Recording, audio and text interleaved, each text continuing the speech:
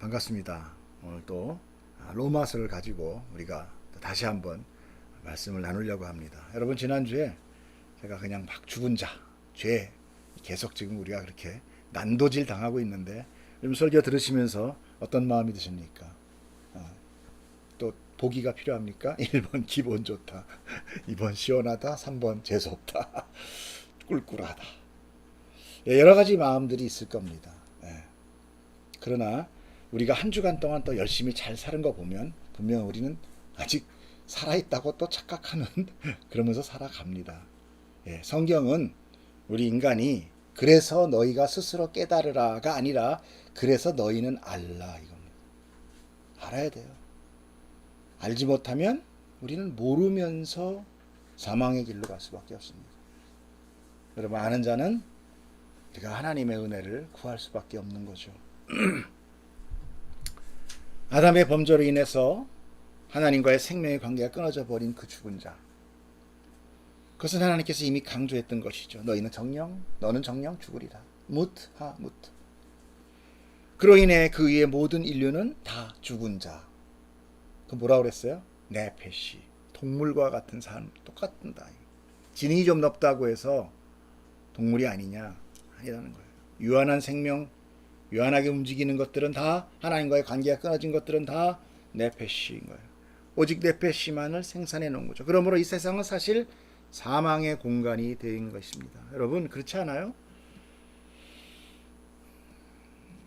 사람들은 이 죽은 세상을 열심히 노력해서 유토피아를 만들겠다고 하지만, 그리고 이곳에서 뭔가 서로 더 높아지고 더 많은 것을 더 거머쥐겠다고 노력하지만, 그러나 이 창조의 주인, 이 공간의 주인은 누구냐? 하나님인 거예요. 그 하나님과의 관계가 끊어져 버린 자들은 오로지 뭐예요? 계속 부패된 것, 부정한 것들만 내놓게 되는 것입니다. 사람이 법을 만들면 그 법으로 완전해지는 거 봤어요? 또다시 보완 법을 만들어야 됩니다. 그건 뭐예요? 완전하지 못하다는 것입니다. 계속 망가지고 있다는 것입니다. 그럼에도 불구하고 이것은 자신들이 나는 죄인입니다, 그러므로 인하 나는 죽었습니다, 하나님과 끊겼습니다 라를 깨닫는 자가 없이 내가 신입니다, 내 주먹을 믿어야 된다, 배워서 남주라, 높아지는 자, 이것을만을 추구하는, 저거는 죽은 자이지만 산 자인 척 사는 좀비들의 세상이 되어버린 것입니다. 그러므로 그런 하나님과의 관계가 끊겨져 있는 죽은 자에게서는 어떤 생명이나 어떤 선이 나올 수 없는 거죠. 어둠은 오직 어둠을 만들고, 사망은 오직 죽은 것들을 생산할 뿐이에요. 아니, 생산도 못하죠. 사실은 더러움만 내오는 것보죠. 부패한만 내놓게 되는 것입니다. 과거로부터 사람들이 노력하여 만드는 것은 점점 첫 창조의 세상을 오염시키고 망가뜨릴 뿐이지, 지금 이제 어떻게 합니까? 지구를 살리자, 이게 뭐예요? 다시 어떻게 좀 복원시켜보자죠. 그동안 사람들이 과학이다, 사람들이 문명의 이기라고 그렇게 발달하면서 지금 최상의 문명을 살고 있다는 사람들이 지금 내놓는 것은 뭐냐? 다시 어떻게 예전으로 돌릴 수 없을까? 이게 지금 과학의 목표가 되고 있다는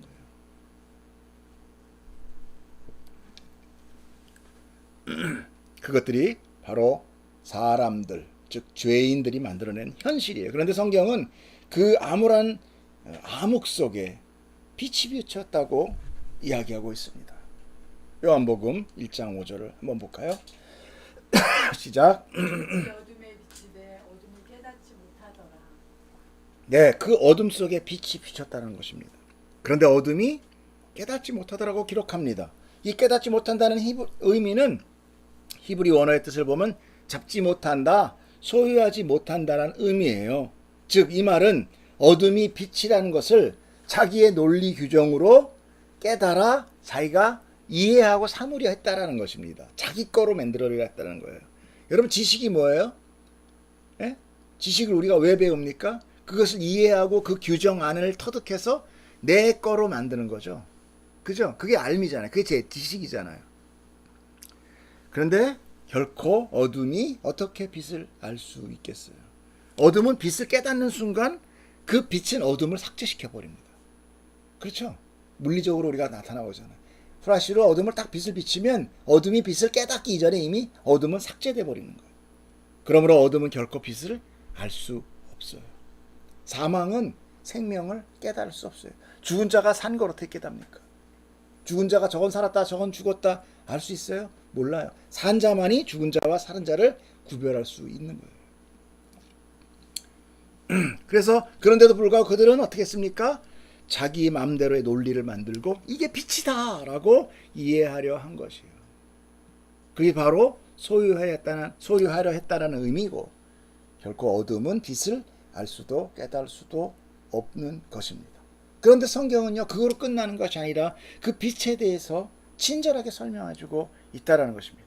요한복음 1장 4절에 뭐라고 합니까? 그 안에 생명이 있었다.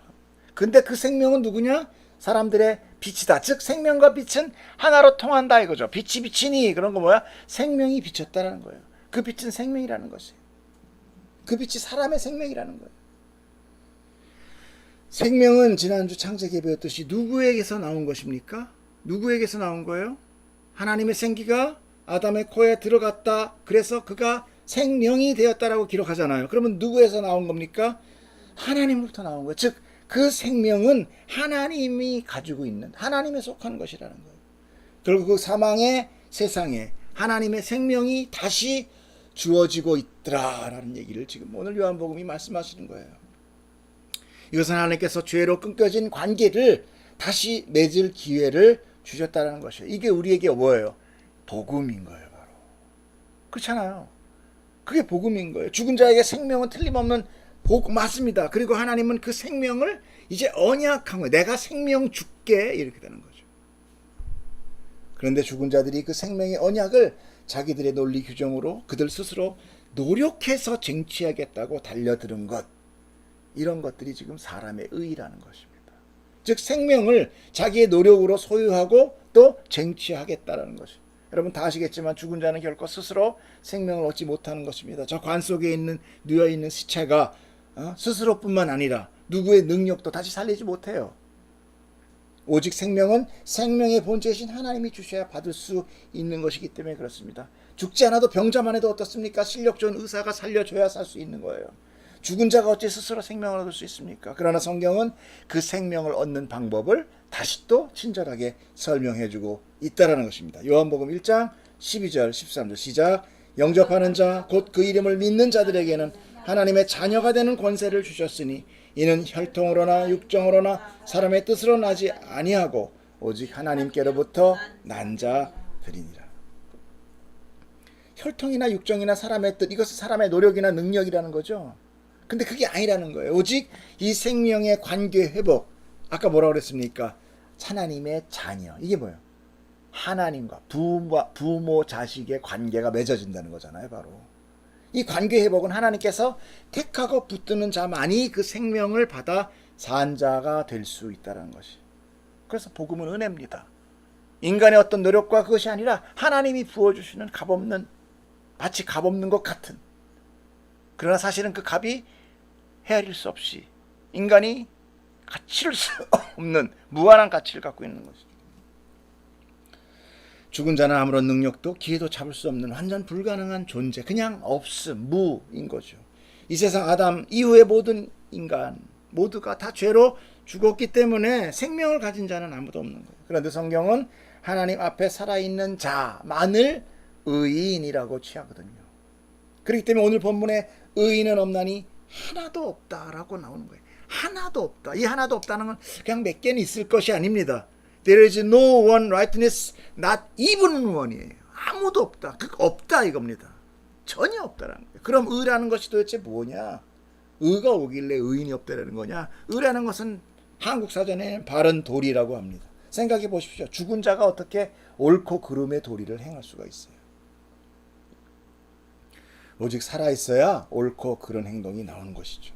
썩어져 부패해가는 시체는 그저 부패해져 갈 뿐입니다. 그것은 그냥 부정한 거예요. 그냥 사물이에요. 그냥 없음이에요.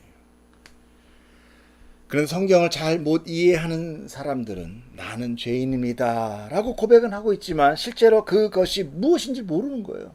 그게 뭘 의미하고 있는지 깨닫지 못한다는 거죠. 그렇기 때문에 자기가 할 수 있는 것을 통해서 내가 그 생명을 얻고자 또 얻을 수 있는 자격이 있는 자라는 것을 자꾸 증명해 보이려 한다는 것입니다. 죄인을 맞는데 그렇기 때문에 더 너 열심히 일해야 되잖아. 더 열심히 봉사해. 더 열심히 헌금해. 더 열심히 종교 생활해. 그래야 하나님 보시기에 합당한 자가 되는 거야 라고 가르치지 않습니까 여러분? 저만 그랬나요? 대부분의 많은 지금 한국교회에서 가르치는 것들이 합당한 자격을 갖춰라 이겁니다. 새벽 기도도 나오고 봉사도 하고 해외 선교도 나가고 11조도 해야 되고 헌금도 해야 되고 이것이 자기의 자격을 갖추는 하나의 조건들이 되었다라는 것입니다. 그것이 바로 오늘 교회 안에 만연되고 있는 종교 행위예요. 그것은 의가 아닙니다. 구원을 받기 위해 하나님 앞에 자격을 얻는 것 그리고 그것을 성화라고 이야기하고 있어요. 예수를 믿으면 성령의 열매가 나타나야 되고 점점 의롭게 되어 성화가 된다고 합니다. 근데 그 과정 가운데 누구의 노력이냐 누구의 능력이냐 그것은 사람의 능력이다라고 강조하고 그것을 권하고 있다는 것입니다. 오직 하나님의 택하심과 관계를 맺어 주심으로 인하여 죄인은 사망에서 생명으로 옮겨질 수 있는 존재라는 것을 여러분 알지만 그것이 내 이 영혼으로 피부로 가슴으로 느껴져야 되는 것입니다. 그걸 뭐라고 얘기합니까? 그런 하나님의 은혜로 사망에서 생명으로 옮겨지는 것 그것을 여러분 성경은 구원이라고 얘기하는 거예요. 바로 기독교는 그 구원을 받은 자들이 하나님을 찬송하는 것입니다. 사람들이 쌓는 선 결국 그것으로는 하나님의 영광을 가져오지 못해요. 들려드리지 못하고 오직 그 영광은 자기의 의를 쌓아 높일 뿐이에요. 대부분의 사람들이 교회에서 신앙생활을 하는 목적은 거의가 다 이 세상에서 자기를 위한 복을 얻어내기 위한 수단과 방법인 것을 우리는 부인할 수 없습니다. 내가 이제껏 믿었는데 이런 얘기가 툭 나와버리잖아요. 고난 가운데 내가 여태까지 그래도 하나님 믿었는데 죄는 이렇게 하나님을 알지 못하고 오직 자기만을 바라보게 하는 거예요. 그래서 아담과 하와가 선악과를 먹자 어떻게 했습니까? 자기들이 벗은 것을 깨달았다라고 얘기해요. 그죠? 자, 창세기 3장 7절. 이에 그들의 눈이 밝아져 자기들이 벗은 줄 알고 무화과 잎을 엮어 치마로 삼았더라. 이거 무슨 얘기입니까? 그동안은 벌거 벗고 다녔는데 갑자기 창피함을 느꼈다. 창피함 느끼는 게 뭐 잘못됐나? 이 벗었다는 것은 우리가 아는 옷을 입고 벗는 그런 의미라기보다 결핍을 의미합니다. 그동안 아무 걱정 없이 살았는데 갑자기 부족하네라는 것을 느꼈더니 하나님과의 관계가 끊기는 순간 뭘 느껴요? 부족을 느낍니다. 여러분 염려와 걱정 왜 합니까? 내일 부족함에 대한 염려를 하는 거예요. 우리도 내일 집 어디서 살 거냐 이걸 걱정하잖아요. 내일 무엇을 먹을까? 무엇을 입을까? 무엇을 어디서 살까? 어디서 있을까? 집값, 먹을 거, 입을 거. 여러분 이 의식주가 인간의 기본 아닙니까? 근데 인간의 이 기본이 안 되는 게 기본이 충족이 안 되는 게 이 세상이잖아요. 무슨 유토피아예요. 이게 무슨 문명이 21세기의 문명을 사는 다른 거 다 집어치고 일단 의식주가 해결돼야 하잖아요. 사람은 기본적으로 숨쉬고 살고 옆에 1,000만 원 갖다 주고 콕 틀어박으면 무슨 상관이 있어요. 1,000만 원은 뭐 저한테는 크지만 별거 아닌가? 그렇잖아요. 의식주가 해결되지 않는 기본이 인간의 기본이 해결되지 않는 이 문명이라는 게 과연 인간한테 무엇을 혜택으로 주고 있다는 것입니까? 무슨 과학이 발전돼야 되냐고요. 이보다 더 무슨 더 새로운 뉴카가 생겨야 돼요. 의식주가 해결이 안 돼 있는데 이게 다 감춰져 있는 거 다 장님들이에요 지금. 요즘 젊은이들이 뭐래요? 집은 안 사고 캠핑카 사대잖아요. 이게 뭡니까? 집은 없는데 전부 다 제네시스는 사야 돼요. 이게 뭐예요? 의식주가 해결이 안 됐는데 전부 다 이 세상에서 주는 거짓 진리에 다 매료되어서 그걸 가지면 자기가 굉장히 큰 어떤 그 높은 수준에 살고 있는 자로 비춰지고 또 그걸 그렇게 부러워한다라는 겁니다. 이 기가 막힌 현실 아닙니까? 하나님이 과연 이렇게 만들려고 한 것이고 과연 과거에 있는 과학자들이 과연 이런 현실을 만들고자 그렇게 노력을 해서 과학을 만들었을까요? 인간의 편인을 위해서 좀 더 편하게 살라고 했더니 결국은 집 쫓겨나 먹을 거 없어 입을 거 없는 세상이 왔다라는 것입니다. 즉 부족함이 없던 아담과 하와가 선악과를 먹고 죄를 지으니 그 순간 하나님과의 관계가 끊기면서 그들 안에 결핍이라는 게 왔다. 뭐에 대한 결핍입니까? 생명에 대한 결핍이죠. 결국 하나님이라는 그 생명의 그 본체가 채워진 것이 쑥 빠져나간 거예요. 그걸 보고 허무한 겁니다. 허무. 그런데 금방 아담은 어떻게 해요? 무화과 나무로 잎으로 치마를 만들더라는 것입니다. 맞잖아. 결핍인데 그 만들어야지. 그래요. 우리는 죄인이니까 이게 너무 쉽게 이해가 돼. 우리들의 삶이잖아요, 이게. 근데 이 치마라는 단어의 의미가 참 놀라운 것은 하고르라는 이 단어는 허리띠를 의미해요. 띠를 띠더라 이런 얘기예요. 쉽게 얘기해서. 성경에서는 이 띠란 자기 주도권, 자기 의지를 의미합니다. 그러니까 뭐냐면 하나님과의 결핍이 오자 이제 자기가 주도권을 잡더라 이런 얘기입니다. 자기가 주인이 되더라 이겁니다. 어떻게 그런 걸 알 수 있느냐? 예수님께서 베드로에게 이와 같은 말씀을 합니다. 요한복음 볼까요? 시작. 내가 진실로 내게 이르노니 내가 젊어서는 스스로 띠띠고 원하는 곳으로 다녔거니와 늙어서는 팔을 벌리니 남이 내게 띠띠우고 원하지 아니한 곳으로 데려가리라. 아멘. 이 무슨 의미입니까? 베드로, 너 지금 네 맘대로 살았지? 이제부터 너는 성령이 이끌어간 대로 살 거야. 그래서 어떻게 합니까? 이것은 베드로가 어떤 죽음을 맞이하는 것을 의미하더라 이렇게 얘기하잖아요. 십자가에 거꾸로 죽습니다. 베드로가 과연 그것이 원하는 삶이었을까요? 그가 주도권을 가지고 있는 삶이었을까요? 아니요. 주도권을 빼앗기는 것이 우리의 신앙생활이라는 것입니다. 우리의 의의를 되찾는 것이 아닌 예수 그리스도의 의가 내 의의가 되는 것, 이것이 바로 회복인 거예요. 결국 죄를 지은 사람은 하나님과의 관계가 끊겨져 자기 주도형으로 살게 되는 거예요. 그렇잖아요. 지금 다 요즘 아이들이 받는 학습 이름이 뭡니까? 자기 주도형 학습. 어떻게 하면 자기가 좀 주도적으로 자기 인생을 이끌어갈 수 있을까? 근데 맞아요. 지금 이 세상엔 그렇지 않으면 살 수가 없어요. 살 수가 없어요. 그러나 복음을 통해 자기가 죄인임, 즉 죽은 자임을 깨닫는 자는 자기가 스스로 주도할 수 없는 자임을 깨닫게 되죠. 그러므로 자기의 모든 것, 자기의 삶을 하나님 앞에 의탁하는 삶이 되더라. 그가 성도인 거예요. 그게 성화예요. 다른 게 아닙니다. 도덕적으로 죄 안 짓고 도덕적으로 사기 안 치고 정결하게 살더라. 그건 불교 신자도 그렇게 하잖아요. 누가 그러는데 사탄교도 착하게 살라고 그런대요. 어느 교든 어떤 가르침이든 착하게 살아라, 모범적으로 살아라는 것은 다 있어요. 신천지도 착하게 살아라예요. 그러면 하나님이 이루시는 성령의 능력으로 이루는 그 성화가 기껏 이 도덕적인 사회 규범적인 착함이 최고의 고지다.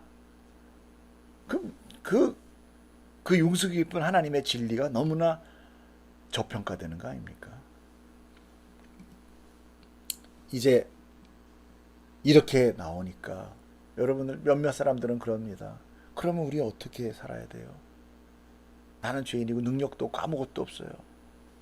그럼 혼란에 빠지는 거죠. 한마디로 얘기할까요? 신앙은 나는 쇠하고 그는 흥해야 하리라는 요한복음의 세례 요한의 고백입니다. 하나님의 생명의 은혜는 값없는 것이 아니라 아까 뭐라 했습니까?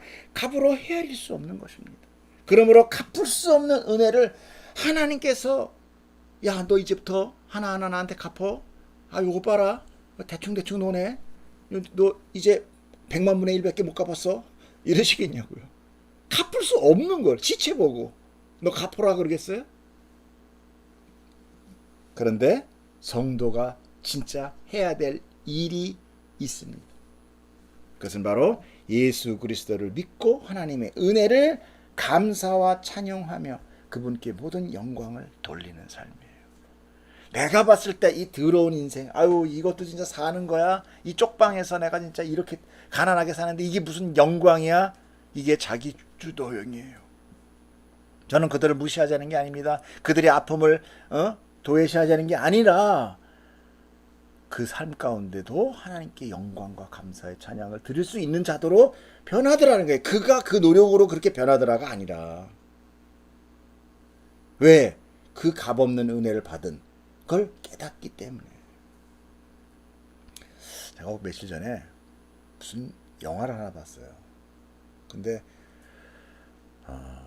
어떤 외계 생물체가 사람같이 똑같이 생겼는데 어떤 이제 지적을 가지고 있는 생물체죠. 근데 그 지적을 가진 생물체들이 지구에서 어떤 여자가 태어났는데 갑자기 어떤 뭐 외계 생물체들이 와가지고 막 그 여자를 죽이려고 그래. 알고 보니까 이 여자가 온 우주의 여왕이야. 뭐 그 개떡 같은 영화예요. 근데 그 내용이 뭐냐면 지구를 양육하는 거예요. 그들이 사람들이 많이 낳고 양육하는 거예요. 그럼 그들은 뭘 하느냐? 그 사람들을 죽이는데 요만한 생명 유지 장치를 만드는데 사람 100명의 이 생명이 필요해요. 사람 100명을 죽여서 엑기스를 모아서 그걸 하면 다시 회춘이 돼. 쉽게 얘기해서 이렇게 얘기하는. 너네 지구인들은 너희들 먹고 살고 누리고 옷 입고 뭐 광물 돈 이런 거 위해서 목숨 걸고 살지. 우린 그런 거 너희들한테 슬쩍 주고 그러면서 막 살게 하면서 우리는 너네들을 통한 생명을 얻어서 우리의 영원한 생명을 계속 이어간다. 너희들은 그게 값어치라고 생각하지. 너희 미개한 것들아. 우리는 여기서 내가 몇 살 같으냐? 뭐 내가 2000년 있다 살았다. 뭐 이러면서 얘기를 하는 거예요. 제가 그걸 딱 보면서 세상에서 정말 값어치 있는 것은 생명이구나. 그래서 그들이 모든 우주의 그 과학 문명을 좌지우지해가면서 별 위성들을 통치하고 다스리는데 그 뒷전에서 다스리고 있는 거예요. 그리고 이제 생명들을 뺏어서 그들의 젊음을 유지하는 거죠. 한번 하나님은 어떤 거예요? 단번에 예수 믿음으로써 그 영원한 삶을 한 방에 준다는 거예요. 그러니 그 사람들보다 그보다 더 훌륭한 거 아닙니까? 근데 그걸 깨닫지 못한다는 거예요.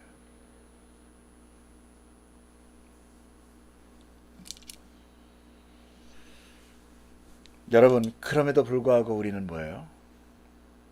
내 윤택한 삶을 위해서 내가 그 기독교를 통해서 내 그 하나님을 통해서 내가 열심히 뭔가 자격을 갖춰서 이게 이제 상급론 아니겠어요? 내가 상급을 받아서 상급받을 자의 자격이 돼서 내가 그 생명을 받고 하나님의 백성으로서의 그 자격을 취하리라. 여러분 이것들이 다 성경의 무지 속에서 나오는 거예요. 우리는 결코 하나님을 도울 수 없어요. 하나님의 일을 대신할 수도 없어요. 우리 하나님의 영광을 보태주지 못해요.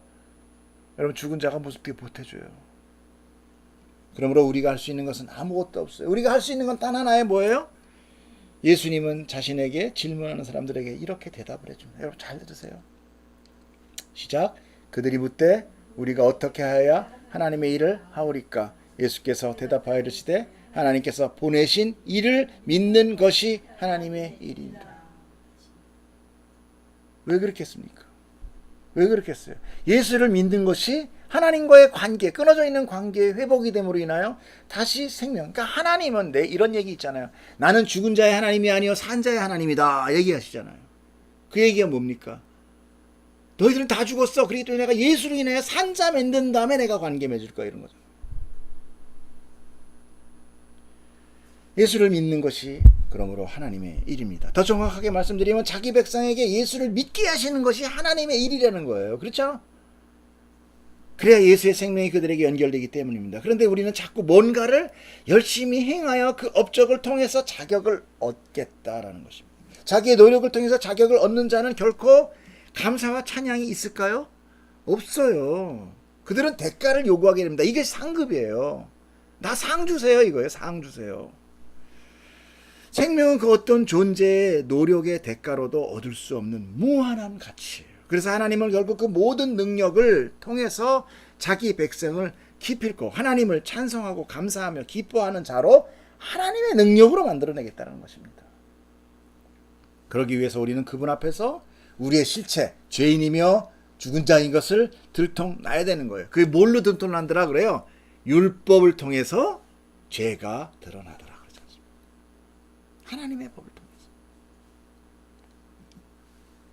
이렇게 불가능하고 무능한 정말 가치 없는 아담, 흙, 그 흙덩이 속에서 다시 하나님의 은혜가 부어져서 그들은 생명이 되는 것이에요.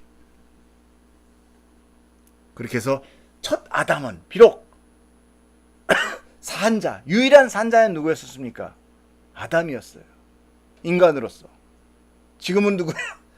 예수 그리스도죠. 그리고 그 예수 그리스도와 합한 성령, 교회들. 이 아담은 비록 살았었지만 그는 스스로 그 생명의 관계를 끊고 하나님과의 생명을 잃어버렸어요. 그러나 이제 예수, 두 번째 온 예수로 인하여 우리에게 생명을 준 그 생명을 받은 우리는 어떻습니까? 다시는 그 생명 관계를 끊지 않는 자가 될 수 있다는 것이에요. 그러려면 이런 분명한 사실을 알아야 된다는 거예요. 그런데 자꾸 어떻게 해요? 내가 노력해서 내 의로 내 상급 상 주세요. 이런 것들이 우리를 어떻게 현혹하고 있다는 것입니다. 제가 말씀의 눈이 열리게 한 것은 신학교도 아니고 성령님이 저에게 성경을 깨닫게 해주셨는데 그건 뭐 누구나 마찬가지죠. 물론 제가 뭐 신학교에서 배운 그런 무시하자는 게 아니라 그런 기본적인 지식을 통해서 근데 제가 그분의 목사님의 그 설교 중에 그 교회 교인이 정말 그런 신자가 참 대단하더라고요. 그 신자가 적은 글을 들으면서 참 감동받은 게 있었어요. 그것은 바로 오늘 설교의 주제하고도 비슷하고 동의를 합니다. 그걸 제가 좀 무단 사용하려고 합니다. 왜냐하면 저작권은 하나님한테 있으니까. 오늘 제가 성령님의 능력을 받아서 얘기를 하니까 만약에 이제 그 교회에서 저한테 저작권을 달라 그러면 뭐 어쩔 수 없죠. 저는 빈털터리니까 와서 숟가락 몇 개 있으니까 가져가시든지 하십시오. 자, 하나님의 뜻이 전달될 수 있으면 뭐가 문제겠어요. 물론 이것은 한 교인의 개인적인 견해예요. 그러나 성경적이더라고요. 아주 잘 깨닫고 있어요. 제가 여태까지 목회하면서 여러분들하고 제가 깨달은 한 성령님이 저한테 줘서 깨달은 거라 많이 흡수합니다. 그래서 나눠보려고 합니다. 그 나누면서 제가 그치려고 해요. 놀래고 있어요. 안 믿는데요. 믿음을 가지기를 바랍니다. 자, 그 내용은 다윗에 대한 것입니다. 여러분 다윗 하면 어떻게 돼요? 정말 다윗은 의인과 같은 자죠. 나중에 예수를 모방하고 있는. 예. 다윗 하면 어떤 생각이 먼저 납니까? 자, 다윗 하면 무슨 생각 나요? 예? 자, 빨리. 다윗 하면 무슨 생각 납니까? 아무 생각 안 나요. 예. 잊어버린 지 오래됐어요. 슬픕니다. 이스라엘은 다윗 하면 껍벅 죽는데 다윗 하면 누구 생각나요? 물맷돌, 골리앗, 그렇죠? 사울의 핍박, 시편, 이스라엘의 통일국가, 왕성한 국가, 다윗의 별 이런 거 나오잖아요. 수많은 칭송들이 있어요. 그리고 아름다운 밧세바. 근데 사실은 어두운 면이죠. 밧세바의 그 간통 사건, 그 치부. 그런데 사람들은 그 간통의 치부적인 사건을 통해서 누가 생겨납니까? 솔로몬이라는 왕이 생기죠. 그래서 이 솔로몬으로 인해서 다윗의 그 간통까지도 어떻게 돼요? 미화되고 있죠. 그렇죠? 그리고 많은 성경을 통해서 보면 다윗은 하나님께서 그 마음에 합한 자, 내가 사랑하는 자라고 돼 있어요. 대체 하나님은 왜 다윗을 마음에 합한 자, 사랑하는 자라고 부르며 그 이야기를 성경에 기록하고 있을까요? 여러분, 오늘 인간의 의의와 오늘 이 다윗의 이 유명함, 제가 늘 그랬죠. 성경은 위인전이 아니다. 근데 지금 다윗은 읽으면서 우린 전부 다 위인들이었어요. 이미. 제가 지금 쭉 읽어드리겠습니다. 잘 들어보세요. 다윗은 자신을 죽이려 했던 원수 사울을 없앨 수 있는 절호의 기회를 2번이나 흘려보냈다. 그는 충분히 죽일 수 있었고 반드시 죽여야만 했던 사울을 죽이지 않았다. 너무나 멋있게 원수를 용서해 버린 것이다. 그런 다윗의 모습은 하나님이 사랑하는 자, 하나님 마음에 합한 자라는 타이틀에 자격을 주고도 남는다. 사람들은 그런 다윗의 모습을 칭송하며 본받길 원한다. 그리고 그러한 것을 성화라고도 한다. 그런데 그런 원수 같은 사울을 참아낸 다윗이 우리아를 죽인다. 자기를 죽이고 달려드는 사울을 용서한 그가 자신을 위해 전장에 나간 우리아를 죽이는 것이다. 참으로 어이가 없는 사건 같지만 그것이 인간이다. 내게 원수 같은 일을 참아내고 용서하는 것은 결론적으로 나를 빛내게 하는 일일 수 있다. 선한 것을 추구하고 착한 삶을 살아서까지 자신의 가치를 빛내고 싶어하는 우리 인간들의 의지는 그야말로 엄청난 에너지를 가지고 있기에 어떠한 역경도 이겨낼 수 있다. 원수를 살려주는 것뿐이랴. 그러나 나의 죄를 덮기 위해 발각될 위험 요소를 제거하는 일에 있어서 사람은 남을 돌아볼 여유가 없다. 칼같이 냉정하다. 그러한 상황 속에서는 영웅 혹은 철저한 희생양의 자리에 섰을 때에 발휘되던 그 인내심과 자비는 볼 수가 없다. 그리고 그것을 정당화하기 위해 둘러대는 그 명분 또한 가관이다. 다윗은 우리아를 교묘하게 죽였다. 참으로 악하다. 그럼에도 불구하고 난 사울을 용서한 다윗보다 우리아를 죽인 악한 다윗에게 마음이 간다.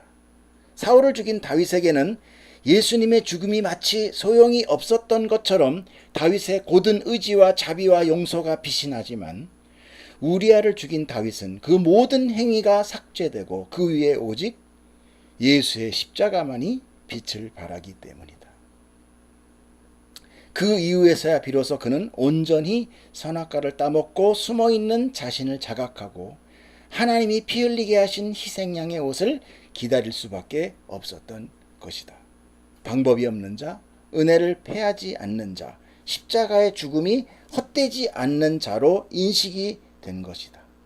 원수를 용서한 다윗, 그가 빛나는 것이 아니라 자신의 부끄러움을 감추기 위해 충실한 부하를 교살한, 그렇게 악한 그를 사랑하신 하나님의 은혜에 모든 시선이 집중되는 순간이다. 여러분 어떻게 생각하십니까? 성경의 모든 이야기가 하나님의 은혜와 복음의 이야기가 이 사람 견해 안에 지금 다 들어가 있다는 거예요. 이것이 성경이라는 건 아닙니다. 왜 죄하는지, 왜 죽은 자 하는지, 왜 의인은 없다고 하는지, 왜 너희는 불가능한 자라고 하는지, 여러분 그 의미를 아시겠습니까? 다윗은 하나님을 신뢰하며 순종하는 자 맞습니다. 그는 훌륭한 전사 맞아요. 그 이전에 그는 하나님을 찬송하는 자였습니다. 그리고 그분의 뜻을 따라 자기의 원수까지도 용서한 정말 완벽한 자 맞습니다. 그러나 중요한 것은 다윗의 삶 속에 언제 하나님의 이름이 드러나는 거라는 것입니다. 그가 드러난 것이 아니라 하나님의 일이 드러납니다. 하나님은 세상을 창조하시고 그 창조하신 모든 피조세계를 사랑하시지만 그렇다고 숨어서 돕는 키다리 아저씨가 아니에요. 하나님께서 이 세상을 창조하시고 사람을 만드신 이유는 당신의 이름을 높이기 위함입니다. 그 영광과 찬송을 하나님은 그 누구에게도 나누지 않으신다고 하십니다. 마지막으로 이사야서 한번 보겠습니다. 읽어보세요. 아이고, 제가 읽어드리겠습니다. 이사야 42장 8절. 나는 여호와니 이는 내 이름이라. 나는 내 영광을 다른 자에게, 내 찬송을 우상에게 주지 아니하리라. 아멘. 오직 하나님만이 영광과 찬송을 받을 존재이며 우리는 그것을 믿고 찬송하는 자들인 것이며 그렇게 만들어 가는 것이 하나님의 일이며 복음이며 생명이라는 것을 여러분 믿으시기를 축복합니다. 기도하겠습니다.